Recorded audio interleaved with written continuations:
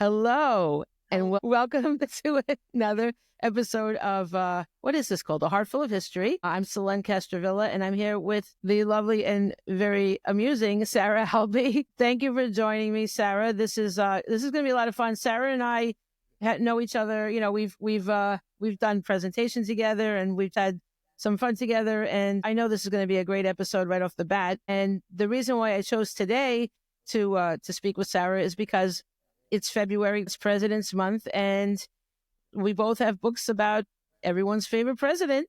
He should be anyway. We wouldn't have any other presidents without this president. Sarah, tell us about your book. Okay, well, my book is called The Painter and the President, with a subtitle, Gilbert Stuart's, I don't want to get it wrong, Gilbert Stuart's Brush with George Washington. By the way, I guess we're not bleeping out errors because I screwed up from the second we started. I probably won't. I thought that was funny, so I'll probably leave it. I am capable of editing, but I kind of think it's funny to have, humanity. Yeah, good. So this was illustrated by Stacy Innerst, who is a genius. And yes, absolutely. I love the way and we can talk about this more, but he embedded actual Gilbert Stuart paintings into his own artwork, and their styles, Gilbert's and Stacy's, I think just complement one another brilliantly. So yeah, absolutely. So it really is amazing. We'll look at some of the other pages after, because wow, he was brilliant the way I know you wrote the title, but the brush with his brush with the brush. Stacy came up with that. Oh my God. Oh, I love that. Came up with a subtitle, and our editor did not want to repeat painter or president. Right. Yeah. And so that was Stacy's suggestion. Oh, it's brilliant. Yeah, I love it. But I just love everything. It's so whimsical. You could see he had a really good time illustrating it. And ditto with my illustrator. This is my latest book, George. Thank you. George Washington's Spectacular Spectacles: The Glasses That Saved America. My illustrator, Jen Harney, also, I can't imagine it with any other illustrator. She's so perfect for it. It's so whimsical, and I can't imagine how she came up with this stuff. It's amazing how illustrators do this. Well, artists, they really, I was talking to E.B. Lewis last week, and he likes to be called, I forgot what he said, but he calls himself an artistrator on his website. But basically, an artist, illustrator is a lovely word, but these people they're artists worthy of any museum, in my opinion. I think they're amazing. Oh, 100%. I do. It is a question I like to ask kids when I do school visits, is what is the difference between an artist and an illustrator? Oh, yeah? And do you want to hazard a guess? No. Well, I don't know if this definition holds in illustration schools, or I'd love to ask an illustrator or an artist, but illustrators are artists, and many illustrators are also fine artists, and vice versa. But I think an illustration tells a story, and whether it's the cover of a book, it has to do what this book is about, and or it has to work with text to tell a story. Or not. There are brilliant picture books without text, but I think illustrations because they tell a story. Yeah, I get a little vexed by those picture books without words. I'm like, excuse me, you have to put me completely out of business. Yeah, well, that's interesting. If you think about it, all paintings do tell a story, but they're telling the story the specific story that we've written, and then they're adding the other level to it. That must be quite a challenge. Yeah. And also you're doing sometimes 24 separate paintings, and everybody has the same from one page to the next. Oh, I know. But illustrators also illustrate advertisements, and they're to sell something. It is definitely a message. And I would push back about fine art having to tell a story. Some of it does, for sure. But, really? If you ask an abstract expressionist, well, what's that painting about? I don't think you're supposed to ask that. I think that, well, it's kind of like what I say about my writing. I don't want to tell people what to think about my writing. I wanted to tell the story that they want to hear. So I think every book and every painting, every illustration is finished in the minds of whoever is looking at it and reading it, because they're the completion. It's like a circle, and they complete the circle. That's what's great about art and literature, all these things, because you get an input into it. Like, when you watch TV, it's very passive, right? You're sort of being told I mean, you could think about it, but mostly it's like to veg out, right? You want to veg out when you watch TV, but books are, they make you wake up. You have to think about them, and that's what I think. My favorite artist is Monet. I love Monet. I've been to his gardens. Oh my God. Going to the gardens is just like the painting. It's amazing. He painted them so long ago, and it's maintained exactly the same. And I just love him because I see a story in those paintings, and you probably wouldn't see the same story because it's all based. We each come at things with our own experiences, our own, and then and in fact, I can look at a painting differently every time I see it because it depends on my mood as well. It doesn't all art doesn't strike me that way. Some art I find like, oh, whatever. But that's my taste, and someone else will fall in love with the other painting and not like Monet. Although some guy was criticizing Monet in the museum once when I was there, Museum of the Met, and he was telling his friends about, and I'm like, excuse me, but this man he goes, oh, he did the same thing so much. Like, he did not. He was using light. He was doing it. Oh, and these people thought I was great, and he looked at me like he wanted to kill me at the end of this. But I couldn't let that go. To me, he's a master. It's like us writing. We work so hard on those sentences, and they'll be like, oh, that's a stupid picture book. You know what I mean? Who needs them? Picture books, as we both know, are the hardest thing to write because it's like a poem. Every single word has to count, Yeah. Well, let's talk about the writing of the book. So how did you come up with the idea for writing this? Well, I had never heard of Gilbert Stuart as a young person, but come to find out, I was very familiar with him because everyone's seen his work. They just don't know that they've seen it.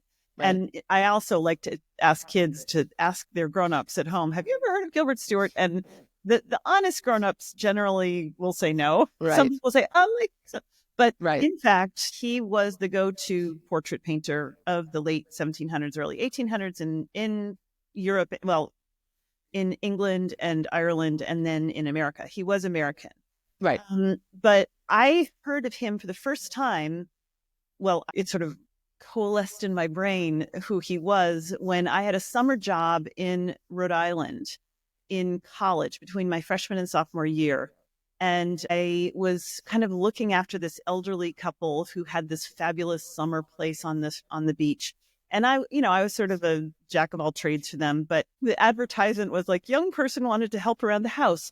Violin or piano an asset. So it turns out that he of the couple was, well, the husband was a pretty accomplished violinist, but also a surgeon. Oh. And so he and I would, I would cook and I would clean and then we would play duets at night. It was forever. But every morning I would go for a run, and I was a pretty serious athlete in those days. And I every morning I jogged past this this historical homestead of Gilbert Stuart. Oh. And I thought, who's that guy? And finally, I kind of looked him up. This is pre-Google. Right. Realized, oh, that guy, he's a painter. And then as soon as you hear his name, you'll see him now. Everyone listening to this are going to know who he is for the rest of their lives because he's everywhere. And he did 6 presidents' portraits. Yes. And including he painted George 3 times. And the iconic one is now known as the Athenaeum portrait. Oh, okay. And I could go on about that. Basically, he didn't finish the Athenaeum portrait. Yeah. I don't understand that. Well, that's what the book is about, actually.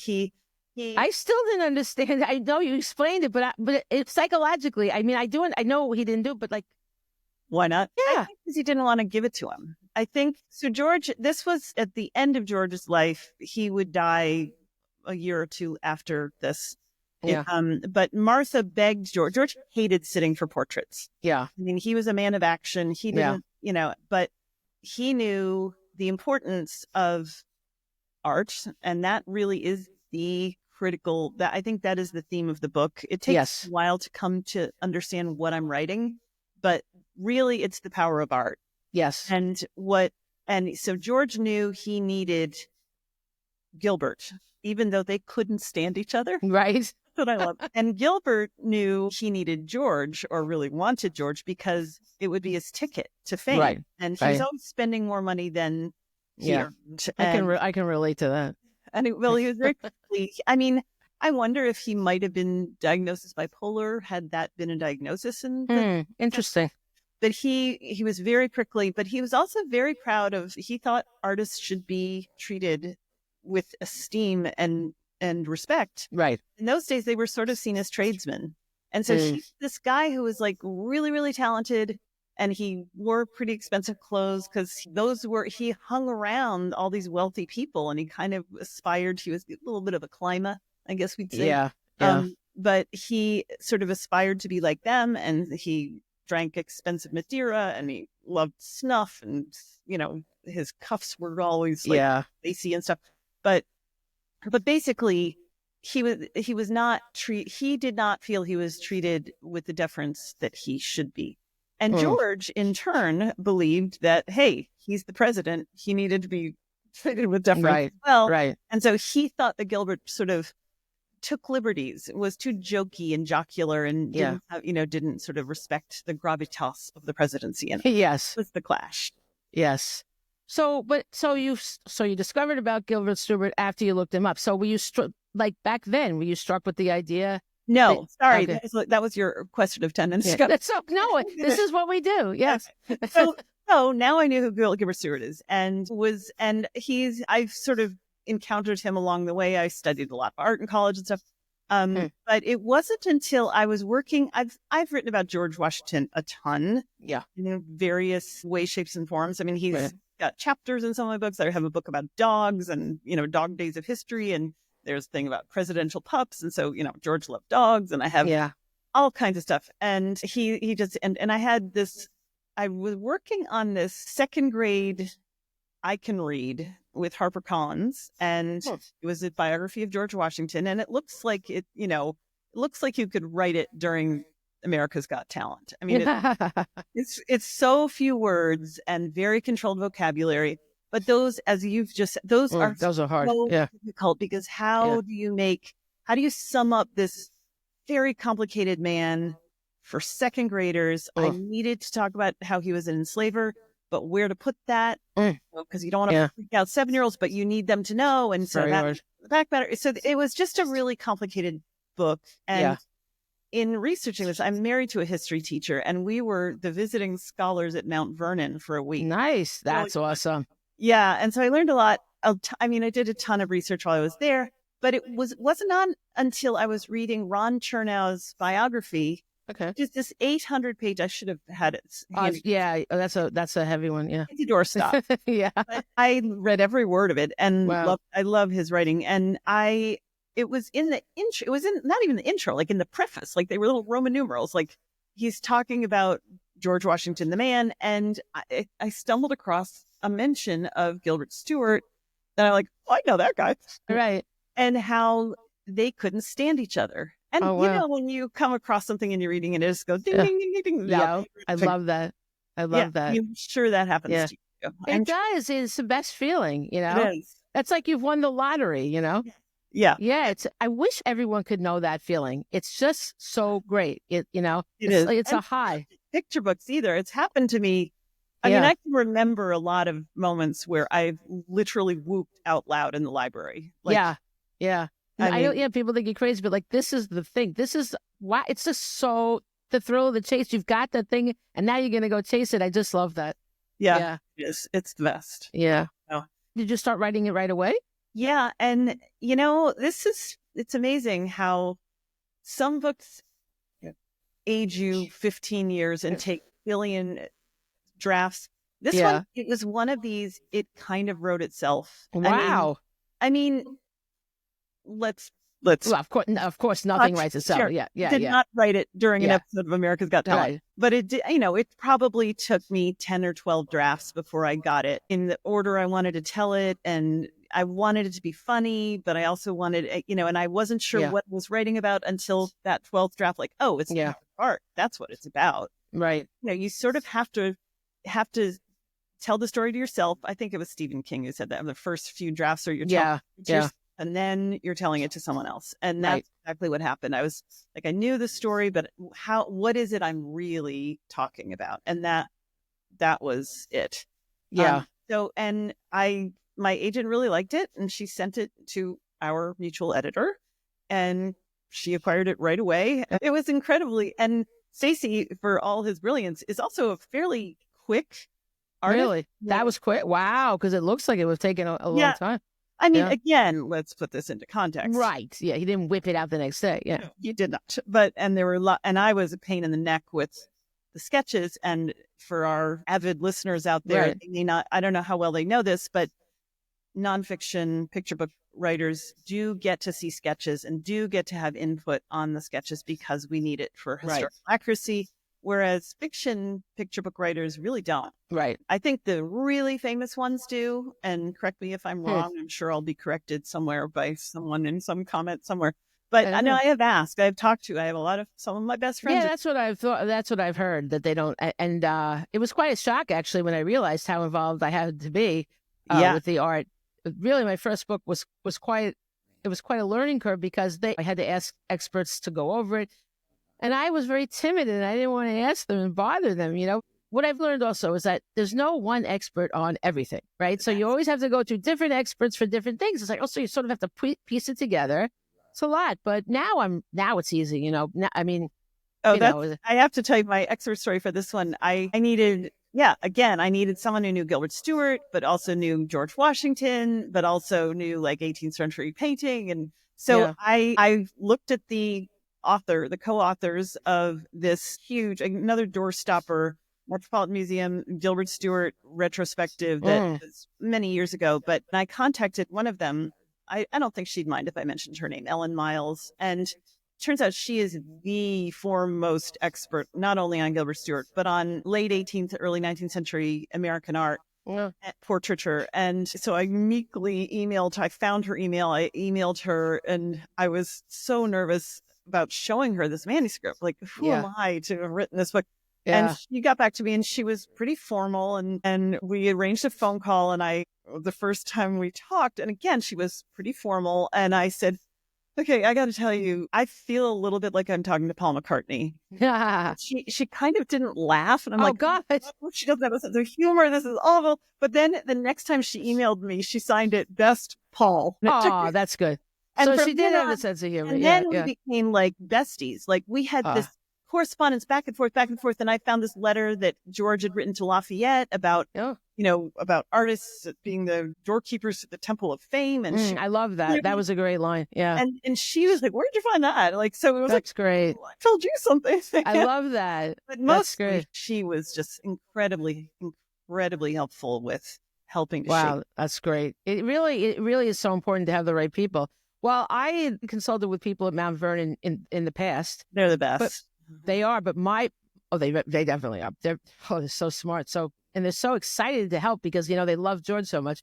But my books in the past were very serious books about George Washington. They were like, and then this book is so irreverent, right? George Washington had to get glasses. And I was like, this book is a little different. I was really worried about how they would feel about it. But they seemed okay because I really prepared them for it. I was like, it's not my usual. And but I think it suits the story. Well, of course, every good story about treason should be written, in a funny manner. But, it all worked out. I will say, writing to the people at Newburgh, Washington's headquarters at Newburgh is where this took place. So I had been up there several times, speaking with them, roaming the area, asking questions. My book's about the Newburgh conspiracy, which is the e-book littles for our listeners. I read it. I read it at the National Council of English. Oh yeah, NCT, and I read it, in the booth. Thanks. Yeah. Well, this book is the one that aged me. A lot of my books aged me, but this was not an easy thing. The way it came out now, that was easy once I discovered to do this. But I was trying to write it in my very serious manner. And you had the what did he say about the Temple of Art? How do you call the art? Are the doorkeepers to the Temple of Fame. I love that. It's just a random letter. I mean, he must love temples because he had created the Temple of Virtue at Newburgh. And that's where he had the men build it. There was so much unrest because there was no more fighting. The war was over, but not over. They were doing all the paperwork, and it was very long and drawn out. So he had the soldiers build the Temple of Virtue to give them something to do. And then it was a place for them to pray and meet and various things. And that's where he confronted his officers had not been paid in years. And they knew that when this war was officially over, they were no longer needed. They were very, very probably never going to get paid. And they had lost everything. They left their homes, they left their businesses, everything was in ruins and they needed money to get their lives back together. They had no money to take care of their families. And there's also something called debtor's prison then. That doesn't sound like fun. Yes. So they had a real problem, but they decided they were kind of pushed into this by a man that everybody seems to love, but he's not my hero, Alexander Hamilton. Okay. He was a Federalist. He wanted to get more power for the federal government, but he tried to get the army. He tried to make them threaten to take over because then he would say, see, I need more money. I need more power for the federal government. He didn't think they were actually going to do it, you know? So they got pushed and they were secretly planning. They were going to do it. They were going to have a meeting and they were going to do it. I think the meeting was actually on the Ides of March, which is so kind of, I love Shakespeare. So, to me, everything always ties together. But Washington, his secret was that he got glasses and he didn't want, they call them spectacles. He didn't want anybody to see them because at the time, it was a sign of frailty to wear glasses. It was not, this was before Benjamin Franklin did the bifocal, and he was vain, and he did not want to see anybody in his glasses. So everybody is like, oh, he seems grouchy, but he was like, slamming the door. He doesn't want anybody because he had needed the glasses every time he had to read something, so he was hiding it. Well, the toothaches, but that's right. He had that too. Meanwhile, his men are the ones plotting this thing, and he finds out, and he goes into action, and he gives them this long, impassioned speech, and his speeches usually worked, And they were like, no. I wrote, they wanted Congress to show them the money now. That line from Jerry Moore. It was fun. You can blame them. Honestly. No, you can't blame them, but you can blame them for wanting to overthrow the government. That's ridiculous. There's other ways of doing things. That's the wrong way. I'm not fond of overthrowing the government. I don't think it's right. No. I'm not a fan of that. We are not going there. We are not going there. We are not going there. No, I'm not going there. But it's kind of funny how that things go around in circles. Like history does repeat itself.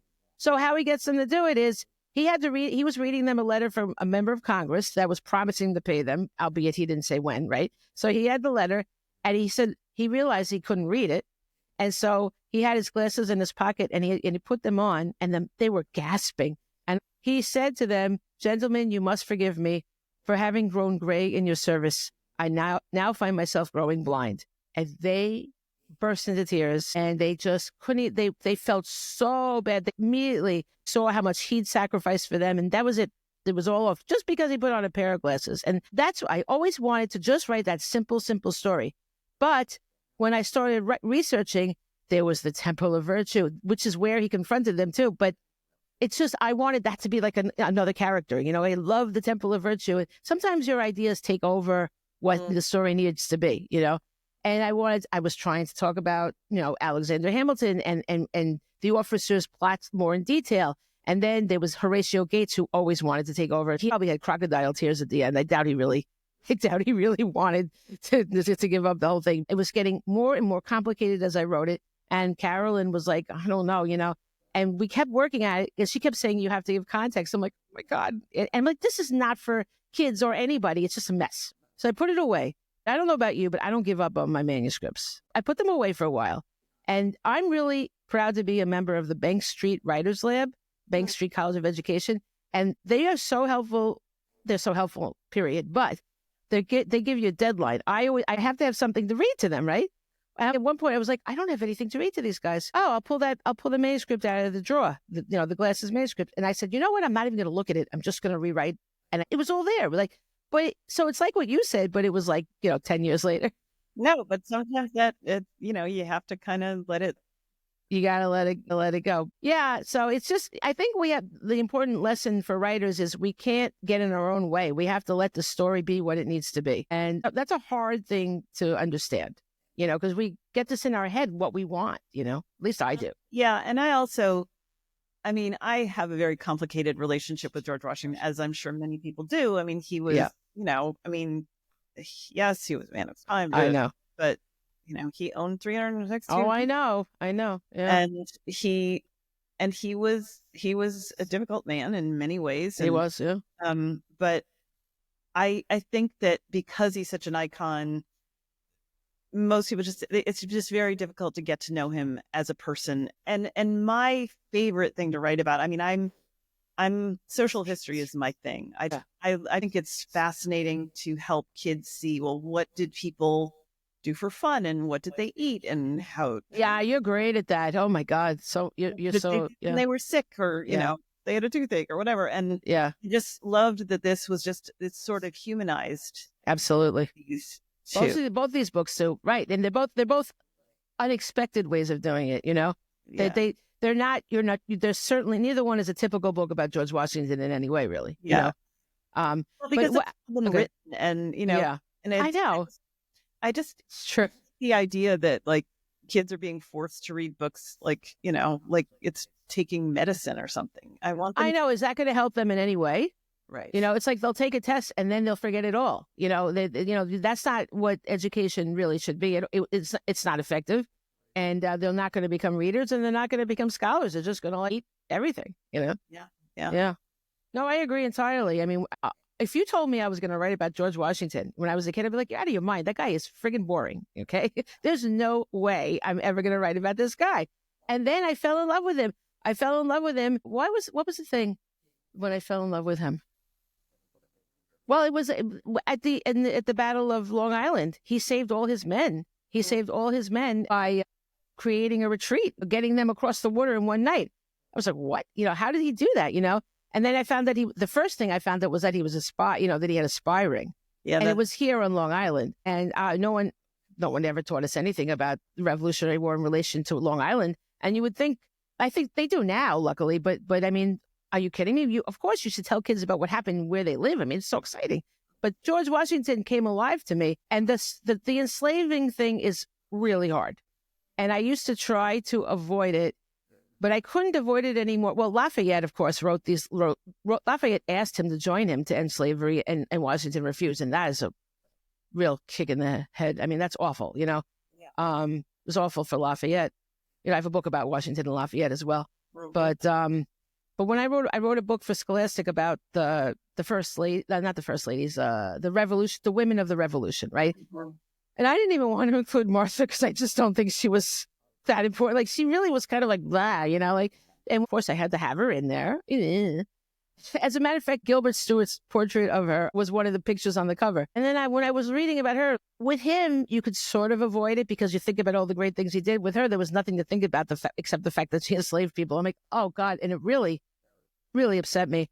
And I have a really hard time with it. So there's a lot of people that we admire that also have done horrible things, or there's a lot to think about with that. So we present it to the kids and they have to think about it. I guess we can't lie. We can't shield. It doesn't do any good.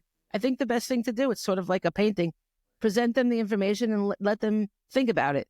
And, that's another thing. I think our books treat kids with the respect that they deserve. Our books don't talk down to them. They're not haughtily written, but our books tell it like it is. And then it gives room for the kids to think. And I think that's so important, Yeah. But I love how you had that George Washington, when he was sitting, all of a sudden his mood changed when he saw a horse. Because I love that. Well, I mean, he showed up for his sitting, and I think it was like the second one. I mean, Gilbert Stuart was a very fast painter, and people were amazed. He didn't mix his paints on the palette. He would put them next to each other on the canvas. Wow. Yeah, he did that. You saw that on the pages in the illustration. That was beautiful. I love that. Yeah, it was amazing. But nevertheless, it did more than one sitting. But what blows my mind is you didn't have to sit there and stare at the person while they're like, "Don't hold still. I got to get your eye." Right. And you could walk around the room. You could drink. That is amazing. Chat with your friends. I mean, and he could just nail you to the canvas. That's shocking. But when George showed up for their sitting, Gilbert Stuart looks at him like, oh my God, what is wrong with his mouth? Yeah. He had just had his new dentures fitted and they fit terribly. And you think about it, I mean, this was even before wax impressions, and he had the best dentists there were. And still, they were like cartoon choppers. Like if you opened your mouth too fast, they'd go flying out, just like in the cartoons. And so they were on a spring and they were ill-fitting, and they, just imagine the chafing and how awful it would have been. Wow. And so George showed up feeling miserable, and he didn't want to sit there with this chatterbox. And Gilbert Stuart's looking at him like, what am I going to do? This guy's mouth is all swollen, and Gilbert Stuart was a realist. I mean, you see there's like powder / dandruff on people's shoulders and painting. But he painted what he saw, but he was trying to think of some way to get George to lighten up, and nothing worked. He tries all these different things. And finally, and this story was recorded by Gilbert Stuart's daughter in her memoirs about her father.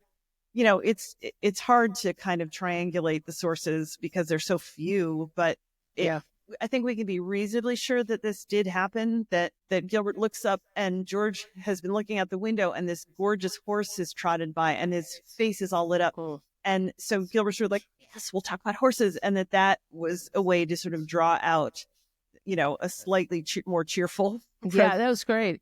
It's so true. It's so true that he loved horses. Yeah. And he actually died because he went out riding and then he didn't change his clothes. But he had to go riding before, even he had dinner on the table at a certain time. So important. Yeah. Oh, he was a military guy. So he was. Anyway, so that was, but what's really cool is and I got to show you while we're talking. Yeah. It's my favorite painting in the book. Here's the place where he shows up and Gilbert says, wait, what's going on? Yeah. No. You can really see his, wow. Painting. I mean, it's hard. It may be hard for people to see it on. No, I think it's coming out well. Yeah. But I just love how and when I told Stacy, the illustrator, that how much I love this particular painting, he seemed pretty gratified because he said that was like one of the ones he spent the most time. Wow. And I saw various permutations of it. And really? But the cool thing is that this ended up being the portrait that's on the dollar bill. And if you look at a fairly newly minted, pretty as clear as you can get dollar bill, and it's in reverse, of course, because it's engraving. But you can actually see the swelling around his mouth. Yes, you can. Yeah. I mean, here's the Athenaeum, as it's called. You can see he's sort of, it looks like he's playing a trumpet a little bit. Yeah. This is all the back matter. But, and so Gilbert Stuart never finished this painting. And but the thing about it is, you must be right that he just didn't want to give it to him because there wasn't much left to do. Right. Well, who knows exactly, but we don't have any well, where is the painting now? Is it still? Well, I got a funny story about that. It belongs to the MFA in Boston, Museum of Fine Arts in Boston. It's known as the Athenaeum. That's the original. But Gilbert Stuart, and the difference between a copy and a replica, I learned from Ellen Miles. A copy is a copy of someone else's work. So if I wanted to go to the Met and copy a Monet, that would be a copy. Okay. A bad one at that. But if I made a copy of my own painting, that's a replica. And so what Gilbert Stuart did was he painted George's face and shoulders, neck and shoulders, and then he just started cranking out replicas. He kept that one in his studio, and he just started cranking out replicas and selling them. Yeah. And I think he called them his $100 bills.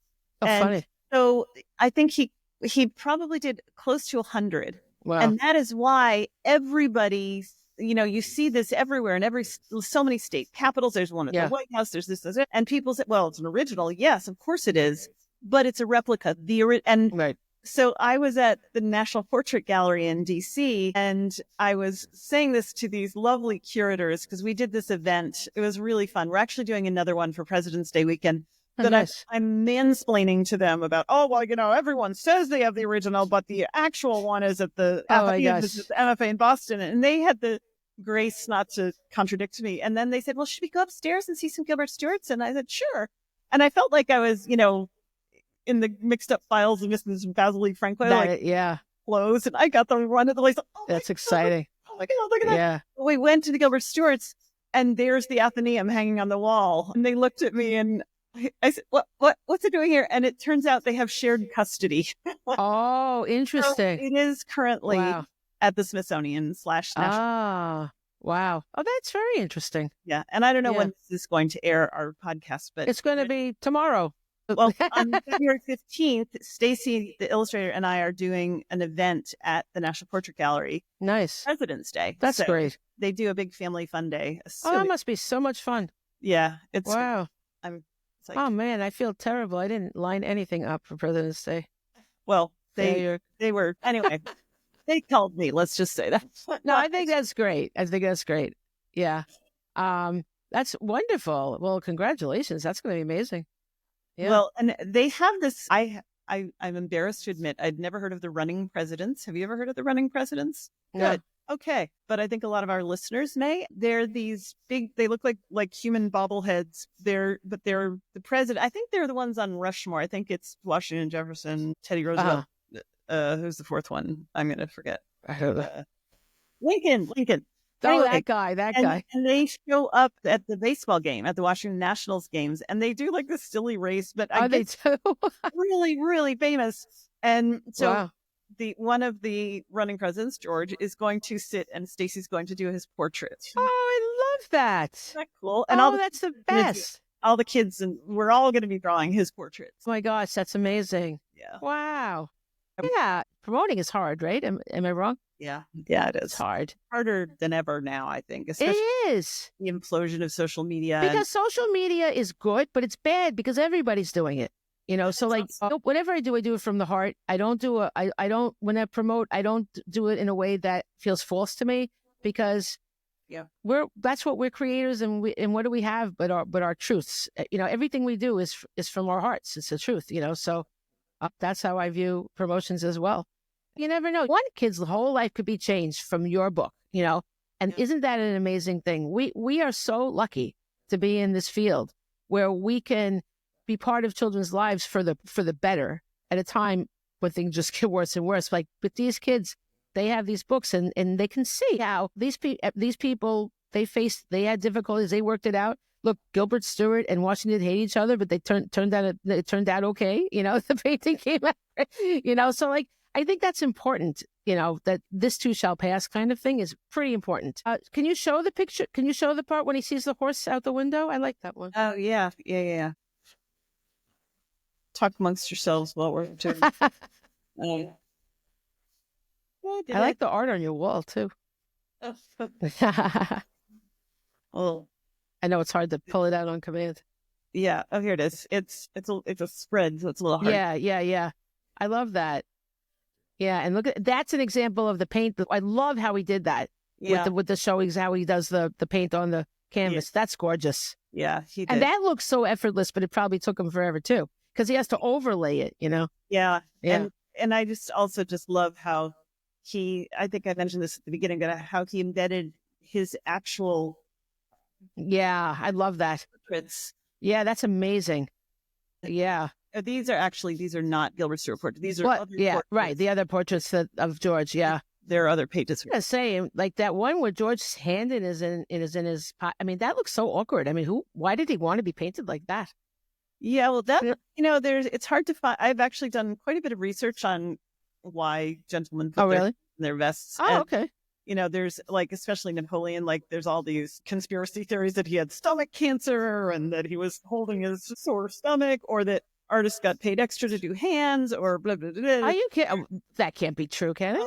Oh, yeah. No, that is actually true. Wow. I don't know that it's necessarily true in the paintings that we all know. Wow. Interesting. I think a lot of dudes just did that. I mean, honestly, pockets were, when did pockets come? Some of them, their pants were way too tight for pockets. Yes. Yeah. I mean, I don't know. It's just an awkward picture. I don't think he comes off well in that portrait. I just don't like it.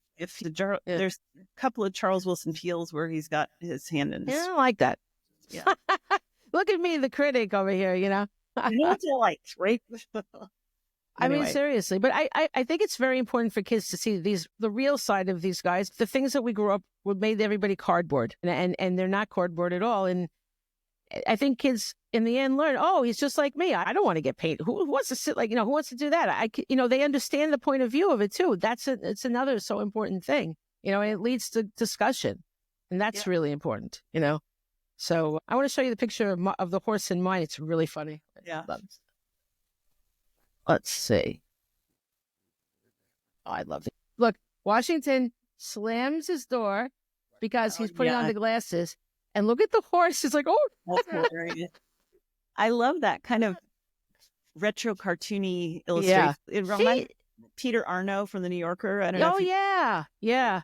The illustrator, Jen, I had a conversation with her, which was so cool.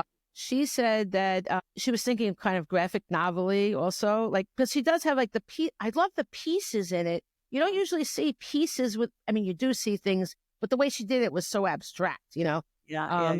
really, she did the book Smelly Kelly, which I love, by Beth Anderson. And I was like, oh my God, that's so fun. I wish I had a fun book. And every time I wish for something, I get it. So I have to start wishing for other things. I can't say I always get what I want, but in terms of my writing, I've been pretty lucky with it. You know, we both have. You really have a lovely career. You do write some fun things. The rubber book is, I mean, who would think you would have a cool, fun book about rubber? I mean, that's pretty shocking. Can I say the book coming out in March? I actually have one copy of it. Huh? It's called Zero, the number that almost wasn't. Oh my gosh. And it is the history of zero, Wow. which, believe it or not, has a history. I mean, it's Yeah. weird, the Hindu Arabic number system. Like, why is it called the Hindu Arabic number? Well, because zero was first used as a number in ancient India, and then it traveled the Silk Road to House of Wisdom in Baghdad. Wow. So that's why it's called the Hindu Arabic number. That's so interesting. And it wasn't embraced by Europeans until really late. I mean, if you think about it, there's no zero in Roman numerals. Wow, that's true. Yeah. Wow. Very interesting. Yeah. You approach things that, like, it's like, oh yeah, I didn't know that. I wonder, you always come up with really interesting topics. So it's good for you. Well, yeah. So do you. Well, thank you. Now I'm working on a project that's going to be YA because it's really complex, and I'm writing an outline. This outline is taking, I wrote the introduction, very complex. So like I took forever. Then I'm very negative about myself. This took forever, but then I look at my body of work. I'm like, oh, somehow I managed to get that done. That's pretty cool. You ever look at your books? It's like, oh my gosh, look what I did. That's so cool, Well, before we go, we'll say a little bit. You mentioned the back matter. Back matter is so important because we tell these stories in a brief way. Like we give the essence of the story in the actual story, but then in the back matter, we fill it in with a lot of important details. And I think our Hogan's Creek books are we've become known for the back matter. And you have a timeline in yours. I think it's so interesting how you had the dual heroes, for lack of another word, in the story, and you effortlessly went between them in the story. And you have the timeline of the both of them mixed in the one timeline. I think that's really well done. Thank you. Yeah. It was deliberate for sure. And it's a graded thing, but it's great. It's great. You really were so effortless with going back and forth, because that's very hard to make that transition when you have two, but you really did. You did a great job. And I also love when he put in the self-portrait of Gilbert, and you said his selfie, and they called it a self-portrait. Like, it was so cute when you did that. And you said photography hadn't been invented yet. It's like, really, I love that, because like it's well done, but it's also important to tell them that, but you did it really. Yeah. Kids have no context. I mean, it's so great. I love that. Yeah. It's so limited, their context. But I love the painting of Gilbert in it. That portrait of him says so much about him. So that self-portrait, like you just see his character in that self-portrait. It was really good. Visual. There it is. Yeah. I love that. Yeah. That is evocative, Very young. Great. Man, too. Yeah. Yeah. He's so interesting. And you filled in a lot of the blanks about him in the back. He's an interesting guy, like almost a criminal. But it was really fascinating. I think you were great the way you said just enough in the story. And then you taught us so much more about him in the back. I mean, like, teachers could do so much more teaching from that back. So I think it's great. But a really great job. It's and tell Stacy, I don't know, he doesn't know me. I don't know why he would care, but I think his work is phenomenal. I'll tell him. I'll deliver that message. Yeah. Maybe one day I like to speak with artists as well. So maybe one day he would do me the honor, because it really would be lovely to hear about his process, because it's so creative. It's so creative and unexpected. It's very unexpected in a world where we don't have much to look forward to. So we get these unexpected, beautiful books. So we're lucky. So I'll let you go. Thank you so much for being with me. And you're always so nice and wonderful to talk to. Whenever I text you, then you text me back, and then I forget to look at it, and I text you back like 2 months later, but that's me. I did do a little bit of a Keystone Cop scramble. I said, wait, like 10 minutes before, is this audio? Yeah, sorry. Yeah, I know. No, it's okay. We You look great. You do. It's more like lighting. Lighting, yeah. Inevitably, when you live in New York City, like a siren goes by. Oh, yeah. I mean, my dog usually comes out and starts barking, but he hasn't. So I tell them, if you're quiet, I'll give you a TREAT. I don't want to say it now, but so it seems to work. So anyway, yeah, this is a very casual thing, as you can tell. This is conversation. I want it to be natural, and it is. And it's been great. Yes. Well, thank you for having me. It was really fun. Yes. All right. Thank you guys for coming, and we'll see you again next time.